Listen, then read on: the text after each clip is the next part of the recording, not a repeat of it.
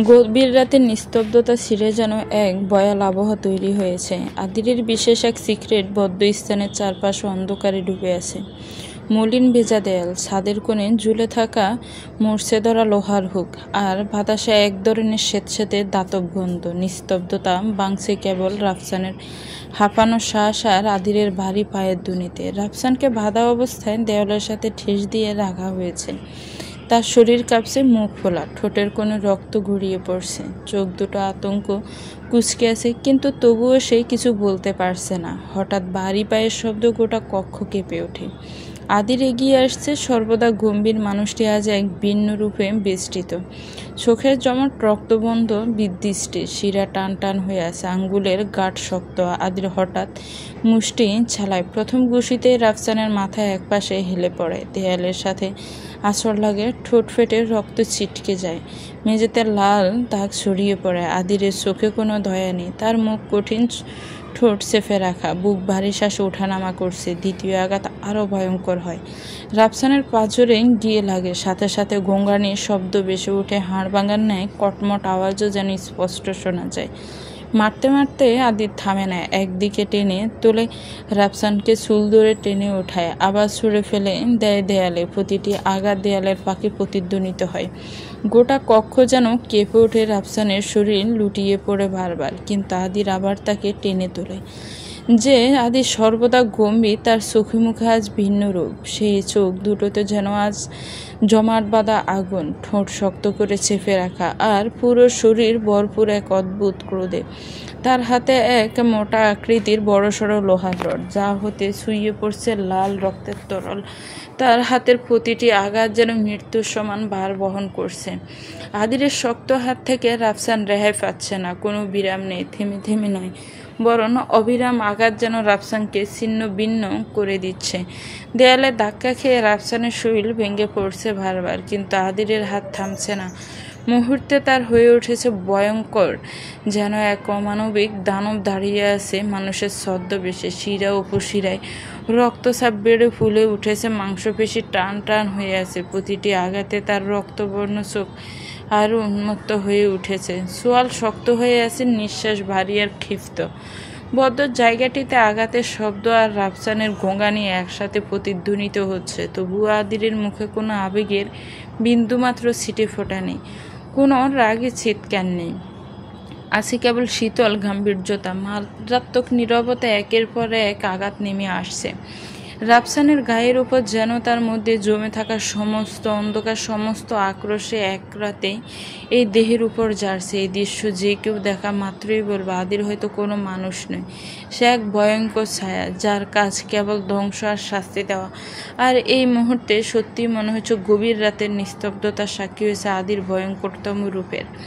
নিচে পড়ে থাকা রাফসানের উদ্দেশ্যে আদির বারিক কিশোরে বলে ওঠে, কোন সাহসে তুই আমার তিতির গায়ে হাত দিয়েছিস? কোন সাহসে? আদিরের রণমূর্তির ন্যায় রূপকে দেখে রাফসানের সর্বত্রে ভয় বিরাজিত হয়। রক্তাক্ত চেহারায় সে নিবিড় চোখে রাফসানকে এক পলক দেখে পরক্ষণেই চটপটিয়ে আদিরের পা ধরে কান্নারত স্বরে বলতে শুরু করে, মাফ করে দিন আঙ্কেল, আমি কোনো দিনও আর এমন ভুল করব না। তিতিকা আমার বোনের মতো, আমি কখনোই আর ওর সাথে খারাপ আচরণ করব না, ওর আশেপাশেই যাব না, আমি প্রয়োজনে এই শহর ছেড়ে দেব। আদির রাফসানের রেহেন কথায় কপাল কুঁচকে ফেলে ব্রু উঁচিয়ে খানিকটা তাচ্ছিল্যের সহিত বলে, এক সেকেন্ড, শহর ছাড়া তো পরের বিষয়, এখান থেকে যান হাতে নিয়ে বাঁচতে পারবি কিনা সন্দেহ আছে। তোর নামে অনেক কুকীর্তির খবর আছে আমার কাছে, কিন্তু কথা তো এটা নয়। তিতি যদি তোর বোনের মতন হয় তবে আমি তোর কি হই? আচমকা এমন প্রশ্নে রাফসান ঘাবড়ায়। হঠাৎই কেমন প্রশ্ন! তবুও সে ইতস্ত স্বরে বলল, আঙ্কেল। এ কথা শুনে আদি তার দিকে তাকিয়ে মৃদু হাসে এবং আবার হঠাৎ একদম অস্বাভাবিক বলে, আমাকে দেখতে আঙ্কেলের মতো মনে হয়? রাফসান আদিরের এমন নমনীয়তায় বেশ অবাক হলো, এবং এত পরিবর্তন এই যেন আরও বেশি আতঙ্কজনক।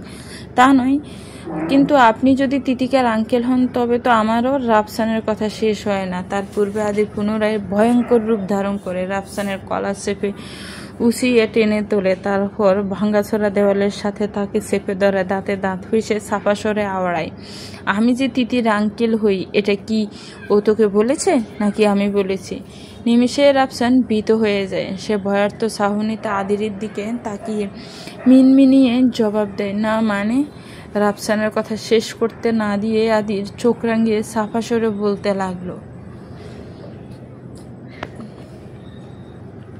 তিতি আমার ওয়াইফ, ও আমার অর্ধাঙ্গিনী, আমার বউ তিতিকা রায়ান চৌধুরী। আদিরের এহেন কথায় রাফসান বিস্মিত চাহনিতে আদিরের দিকে তাকিয়ে থাকে। তার এহেন ভাবগতিতে আদির তাচ্ছিল্যের সহিত মৃদু তীর্যক হেসে বলল, অবাক হচ্ছ? এতটা অবাক হওয়ার কোনো প্রয়োজন নেই।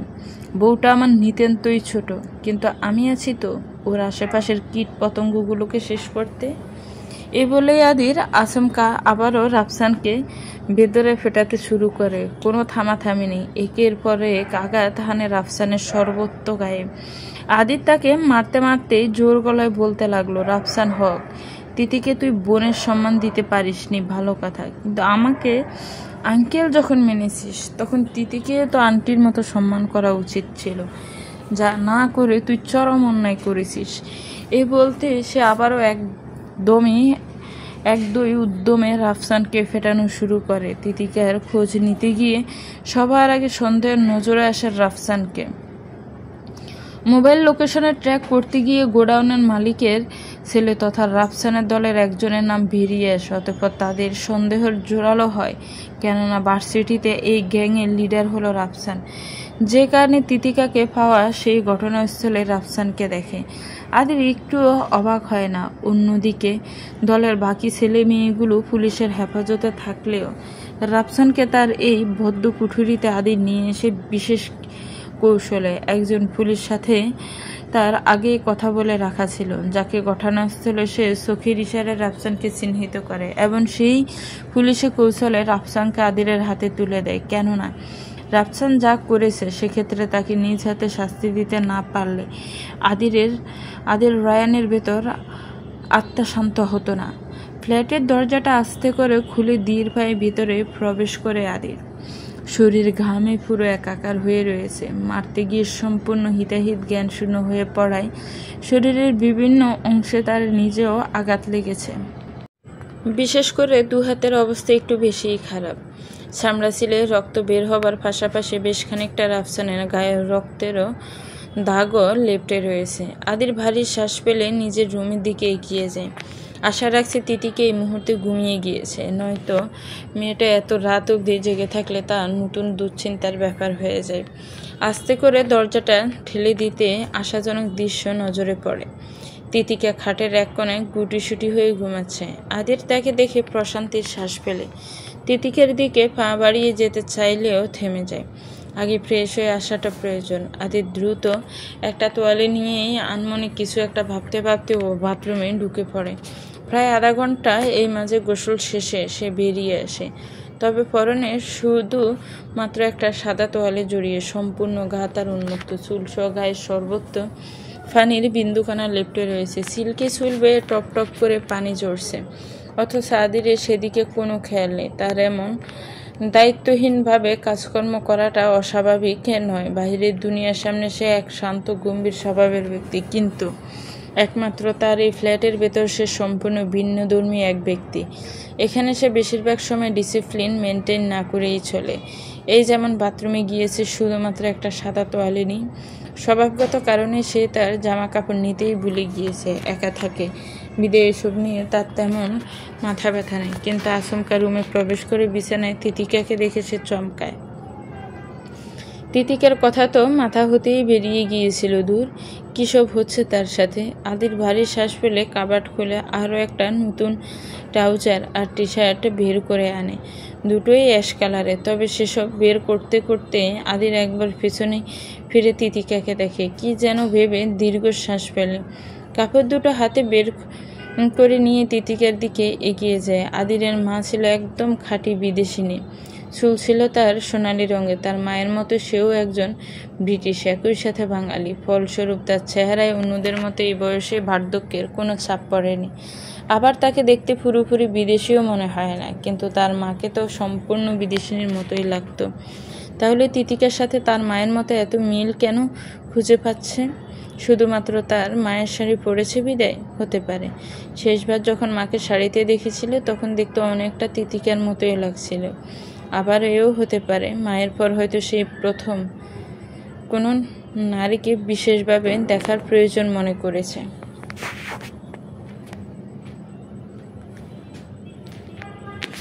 আদির এসব ভাবতে ভাবতেই বিরক্ত হলো। এসব কেমন অগোছালো চিন্তা ভাবনা তার! কী সব বকছে সে! নিজের প্রতি বিরক্তি নিয়ে আদি তিতিকার পাশে টুল টেনে বসে। তিতিকা তার দিকে কাত হয়ে গুটিয়ে শুয়ে রয়েছে। আদি তার ঘুমন্ত মুখের দিকে সে অজান্তেই মৃদু হাসে। সে ক্রমশ এক ঘোরের মাঝে হারিয়ে যেতে শুরু করে। এরই মধ্যে সে তিতিকার মুখের কাছে মুখ এনে মৃদু স্বরে আওড়ায়, তিতি, ওরা ওদের কর্মফল ভোগ করছে, তুমি আর কষ্টে পেও না। আদির এই বলেই থামে, কিন্তু পরক্ষণেই তার নজর পড়ে তিতিকার গলায়। রাফসান গলা চেপে ধরায় 5 আঙ্গুলের ছাপ স্পষ্ট লাল হয়ে রয়েছে। নিমিষে আদির সোয়াল শক্ত হয়। তিতিকার দিকে আরও কিছুটা ঝুঁকে আঙ্গুল দিয়ে আলতোভাবে ছুঁয়ে দিয়ে তীব্র আক্রোশে আওড়ায়। ইচ্ছে তো করছে এখনই গিয়ে এবার জানোয়ারটার গলা কেটে ফেলি। তবুও সে নিজেকে স্বাভাবিক রাখার চেষ্টা করে। যথারীতি তার মাথাটা খানিক ঝুঁকে পড়েছে তিতিকার মুখের উপর। আদির অজান্তে মিটমিট করে হাসছে। তিতিকার মুখশ্রীর প্রতিটি অংশ সে বেশ আনন্দ নিয়ে দেখছে।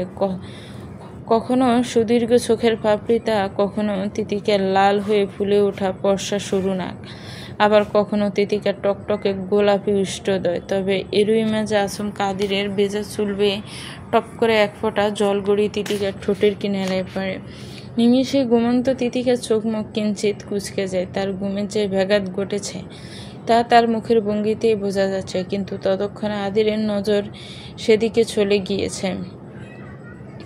একই সাথে আপনা আপনি তার এক হাতের বুড়ো আঙ্গুল দিয়ে ঠেকে তিতিকার ঠোঁট বরাবর পানের বিন্দুকণা আলতোভাবে শুয়ে দিয়ে সাথে লিপটে মিশিয়ে দেয় সে। তিতিকা পুনরায় ঘুমের ঘরে কপাল কিঞ্চিত কুঁচকে ঠোঁট নাড়াতে আদির নিমিষে চমকে হুঁশে ফিরে আসে। এসব কি করছে সে?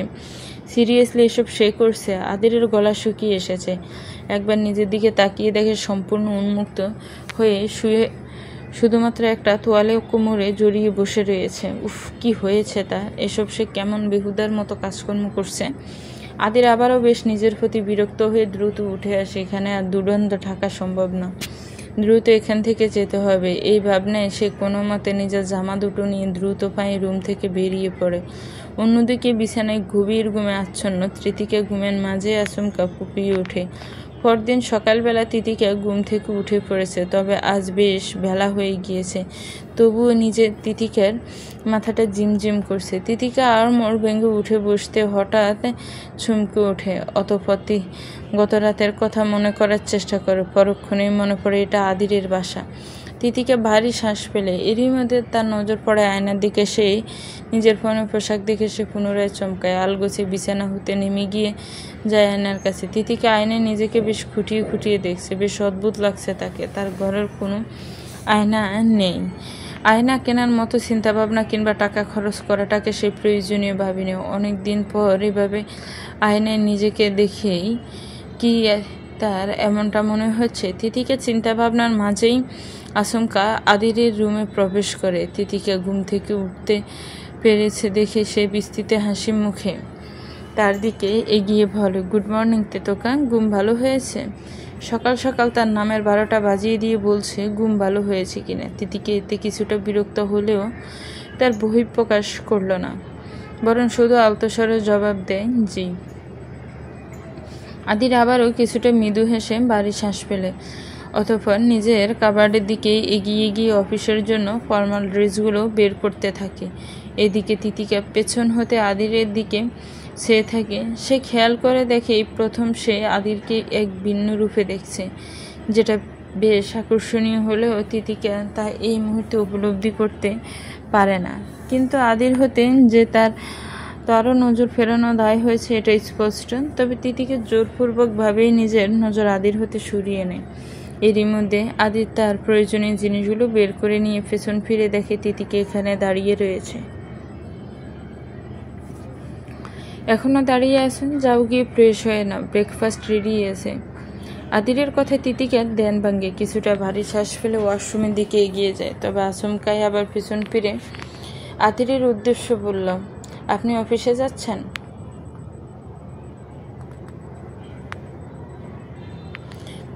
একটা ইম্পর্টেন্ট মিটিং আছে, নয়তো আজ তোমার সাথেই থেকে যেতাম।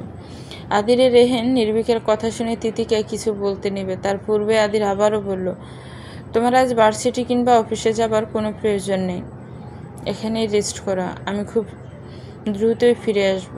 এ কথায় তিতিকা বেশ চিন্তায় পড়ে যায়। গতকালের বেশিরভাগ ঘটনা এখনও তার মস্তিষ্কে আবছা ধোঁয়াশার নাই।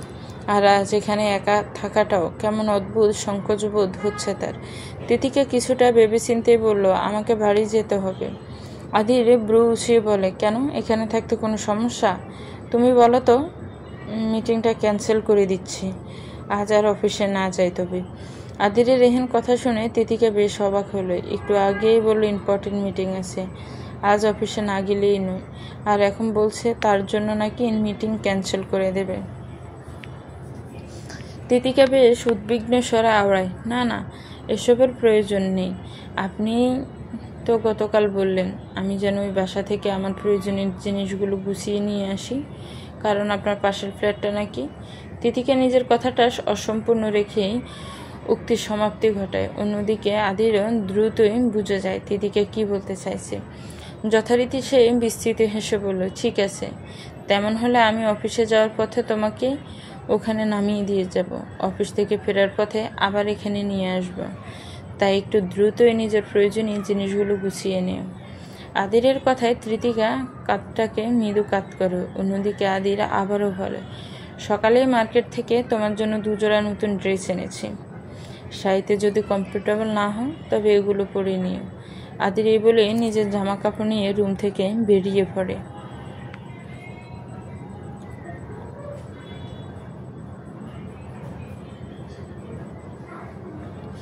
একই সাথে তিতিকের উদ্দেশ্য বলে, ফ্রেশ হয়ে তাড়াতাড়ি এসো, খাবার ঠান্ডা হয়ে যাবে।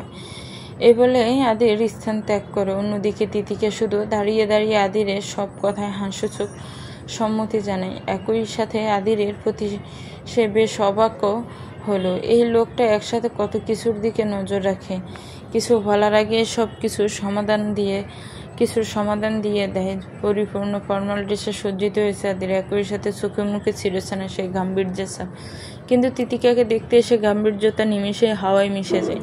আদির রেডি হয়ে তিতিকার জন্য খাবার সাজিয়ে ডাইনিংয়ে বসেছিল। তিতিকাকে দেখা মাত্র সে ক্ষণিকের জন্য থমকে। তিতিকার পরনে অ্যাশ কালার সিম্পল একটা গাউন, ওড়নাটা গায়ে জড়িয়ে চুলগুলো ছেড়ে দিয়ে আনমনে ডাইনিংয়ে চলে এসেছে। তার চোখে মুখে নীলবক্ত থাকলো। আদির বিস্তৃত মুচকি হেসে তিতিকার উদ্দেশ্য বলে, ইউ লুক সো প্রিটি, বসো এখানে। অথচ মনে মনে নিজের উদ্দেশ্য আওড়ায়, সিরিয়াসলি আদি, তোর চয়েস আসলেই মারাত্মক। এটা সেই তিতিকার জন্য পছন্দ করা জামার উদ্দেশ্য বলল নাকি স্বয়ং তিতিকাকে তা অজানা, কিন্তু আদিরের কথা মতো তিতিকে চুপটি করে বসে পড়ে। অন্যদিকে আদির তার দিকে প্লেটটা ঠেলে দিয়ে নিজে খেতে শুরু করে। ব্রাউন ব্রেড টোস্ট করে তাতে অ্যাভোকাডো সেদ্ধ ডিম মিশ্রিত পেস্ট মাখিয়ে তার সাথে কিছু চিকেন স্টক ছোট ছোট পিস করে কেটে প্লেটে সুন্দর করে সাজিয়েছে। তিতিকের কাছে খাবারটা বেশ আকর্ষণীয় দেখতে হলেও খেতে গিয়ে অদ্ভুত এক অনুভূতি হলো। একটু কেমন যেন খেতে, বিশেষ করে এই অ্যাভোকাডো সবুজ রঙের পেস্টটাই তার কাছে বেশ উদ্ভট লাগলো। এছাড়া সব ঠিকই আছে। তিতিকে আদিরের দিকে আর চোখে তাকিয়ে দেখে সে বেশ মজা করেই খাবারটা খাচ্ছে। তিতিকে মনে মনে অনেকটা কিছু ভাবলেও নিজেকে পুরোপুরি স্বাভাবিক রেখে আদিরের উদ্দেশ্যে ইতস্তস্বরে আওড়ায়, সরি। আদির খাবার খেতে খেতে থমকায়, মুখ তুলে ফাঁসে ফিরে তাকিয়ে তিতিকের উদ্দেশ্যে ব্রু উঁচিয়ে বলে, কিসের জন্য? তিতিকে আবার ইতস্তস্বরে বলল, এই যে আমার জন্য আপনাকে এত সমস্যায় পড়তে হয়, শুধু শুধু আমার জন্য। আমি যা করেছি আমার নিজের জন্য করেছি, তোমার জন্য তো কিছু করিনি তৃতি। আদিরের রেহেন গম্ভীর অভিব্যক্তিতে তিতিকা কিছুটা অবাক হলো। উৎসুক দৃষ্টিতে আদিরের দিকে চেয়ে রইল। অন্যদিকে আদির পুনরায় নজর ফিরিয়ে নিজের খাবারের দিকে মনোযোগ দেয়। এবং নিষ্প্রিয় বলতে লাগলো, আমার ছোট্ট একটা পাকনি বউ আছে। ছোট হলেও কি হবে, তার জাজে টিকে থাকাই মুশকিল। তাছাড়া সে ভীষণ জেদি।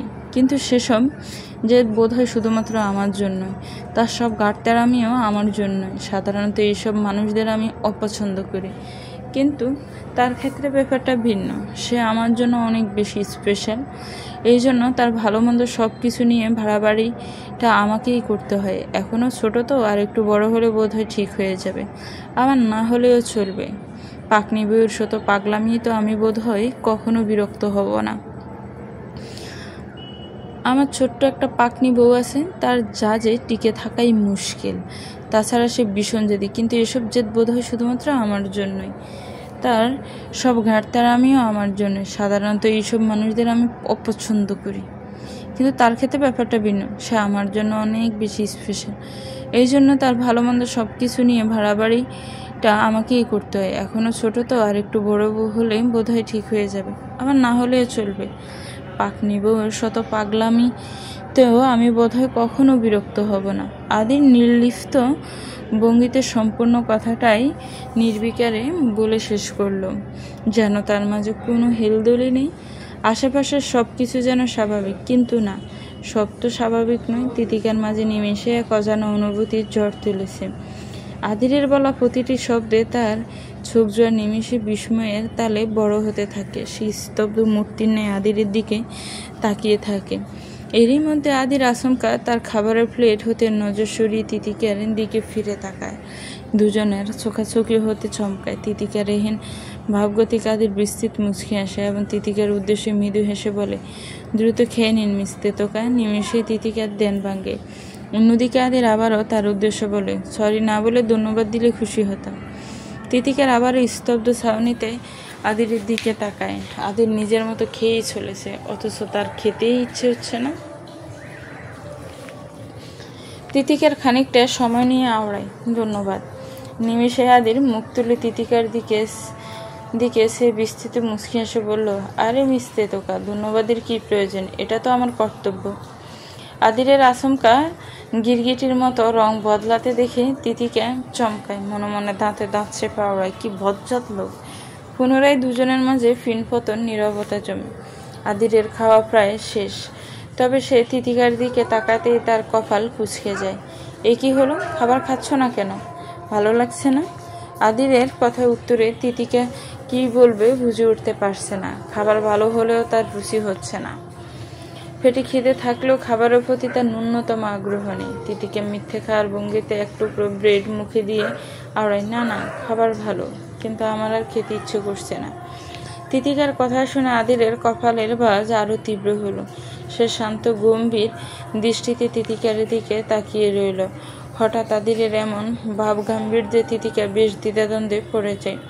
লোকটা হঠাৎ বারংবার নিজের মতিগতি পরিবর্তন কেন করছে? এরই মধ্যে আদির রায়ান কিছু না বলে আচমকা নিজের পা দিয়ে তিতিকার ছেড়ে পায়া ধরে টান দেয়। অমনি তিতিকা আচমকা খানিকটা ঘুরে সোজাসুজি আদিরের মুখোমুখি হয়। আদির তাকে কিছু বলার সুযোগ না দিয়ে হঠাৎ তিতিকার প্লেটটা হাতে তুলে নিয়ে নিজের হাতে খাবার তুলে তিতিকার মুখের কাছে ধরে। তিতিকা আদিরের শীতল তীক্ষ্ণ দৃষ্টির দিকে তাকিয়ে কিঞ্চিত ডুব গিলা আওড়ায়, বলছিলাম। তিতিকার কথায় বাধা সেধে আদির গম্ভীর স্বরে বলল, হা করো, আমি নিজ হাতেই খেয়ে নিচ্ছি। তিতিকে ইতস্ত ভঙ্গিতে এহেন কথা বলল আদির তার ভাব গাম্ভীর্যতা বজায় রেখে বলল, এতক্ষণ সময় দিয়েছিলাম, খাওনি, এখন আমি খাইয়ে দেব, একটা কথাও বলবে না। তিতিকে আর কিছু বলতে পারে না। তীব্র সংকোচের সাথেই সে মুখ খোলে। আদিরের সবটা খাবার খাইয়ে দিয়ে ক্ষান্ত হয়। এর মাঝে সে একবারও তিতিকার সাথে কোনো কথাও বলে না। তিতিকও আর কিছু বলার সাহস পায় না। এদিকে খাবার শেষ হতেই আদির তাকে এক গ্লাস ফ্রুট জুস হাতে ধরিয়ে দিয়ে বলল, খাবারগুলো একটু অস্বাদু হতে পারে, কিন্তু এগুলো স্বাস্থ্যের জন্য ভালো। এ বলে সে উঠে দাঁড়ায়। এদিকে তিতিকা আদিরের কর্তব্যপরায়ণ আচরণে একটা কথা না বাড়িয়ে সম্পূর্ণ জুস এক নিমিষে খেয়ে ফেলে। তার খাওয়া শেষ হতেই গম্ভীর আদির বিস্তৃত হেসে তিতিকার মাথায় চুলগুলো হালকা এলোমেলো করে দিয়ে বলল, দ্যাটস মাই গার্ল। কখনো গম্ভীর, আবার কখনো অদ্ভুত স্বাভাবিক। তিতিকা বেশ অবাক হয় আদিরের এহেন কার্যকলাপে। তবে এটা ভালো ব্যাপার যে তাকে অচেনা জায়গায় একা থাকতে হবে না। যতই আদি তার জন্য বিশ্বস্ত হোক না কেন, হুট করে নিজের বাসা থাকার পরও এখানে থাকার তো কোনো মানে হয় না। আদির এই বলেই চলে যেতে নেবে, এরই মধ্যে আচমকা তিতিকার নজর তার হাতের দিকে পড়ে। নিমেষেই তার কপাল কুঁচকে যায়। সে চিন্তিত ভঙ্গিতে বলে ওঠে, এসব কি? আপনার হাতে কি হয়েছে? তিতিকার কথায় শুনে আদিন দাঁড়িয়ে পড়ে। নিজের হাতের দিকে তাকিয়ে দেখে ছিলে যাওয়া ছোট ছোট ক্ষতগুলো লাল হয়ে রয়েছে। রক্ত না থাকলেও ক্ষতি স্পষ্ট। আদির এক পলক তিতিকাকে দেখে নিষ্প্রয় বলল, ও কিছু না, ঠিক। এ বলে এসে হাত সরিয়ে নিতে নিয়েছিল, কিন্তু আচমকা তিতিকা তার হাত টেনে ধরে। মাথা উঁচিয়ে তীর্যক দৃষ্টিতে একবার আদিরকে দেখে নিয়ে বলল, দেখে তো মনে হচ্ছে কোনো মেডিসিন লাগাননি। আপনি এতটা বেখেয়ালি মানুষ, তা আমার জানা ছিল না। আদির সত্যিই হাতে কোনো মেডিসিন লাগায়নি। তার মতো এসব এমনিতেই ঠিক হয়ে যাবে।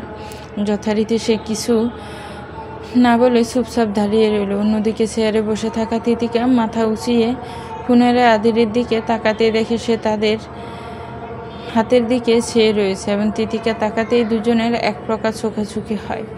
নিমিষেই তিতিকা আদিরের হাতটা ছিটকে দূরে সরিয়ে দেয়। এতে আদির খানিকটা রুক্ষ হাসে। অন্যদিকে তিতিকা চেয়ার হতে উঠে দাঁড়িয়েছে। দ্রুত মুখ ঘুরিয়ে চলে যেতে যেতেই পেছনে থেকে যাওয়া আদিরের উদ্দেশ্য বলে, মেডিসিন লাগিয়ে নেবেন, ভেবে দেখব। আদির হতে এমন এক উত্তর আসবে তা তিতিকা মোটেও আশা করেনি।